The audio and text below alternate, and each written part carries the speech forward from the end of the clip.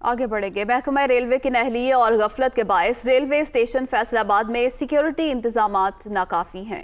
Security آلات عرصہ دراز سے خراب پڑے ہیں جو کسی بھی تخریب کاری کا باعث بن سکتے ہیں۔ قمر ارشاد کی رپورٹ دیکھیے۔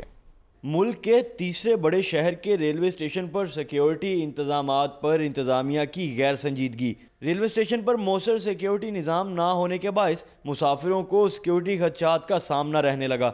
سفر کے لیے آنے والے مسافروں کے سامان کی چیکنگ کے لیے اسکیننگ مشین نصب کی گئی تھی، جو کہ انتظامیہ کی غفلت کے باعث صرف چند ماہ ہی چل سکی اور ایک عرصہ سے خراب ہے۔ جو بھی آتا ہے ادھر چلا جاتا ہے اندر، نہ کسی کی کوئی تلاشی وغیرہ لی جا رہی ہے، تو کوئی بھی حادثہ ظاہری بات ہے، ہمیں کیا پتہ بیگس میں کیا پڑا ہوا ہے۔ کم از کم ریلوے انتظامیہ کو چاہیے کہ زیادہ نہیں کر سکتے تو یہ جو مشین ہے اسکیننگ والی یہی ٹھیک کروا دیں تاکہ ہمارے شہری جو ہیں وہ محفوظ رہ سکیں۔ چند روز قبل دہشت گردی کا خدشہ ظاہر ہونے پر آئی جی ریلویز نے ملک کے بڑے اسٹیشنز کی سیکیورٹی سخت کرنے کی بھی ہدایات جاری کی تھیں، جس کے بعد بھی اس ریلوے اسٹیشن کی انتظامیہ غفلت کی نیند سے نہ جاگی۔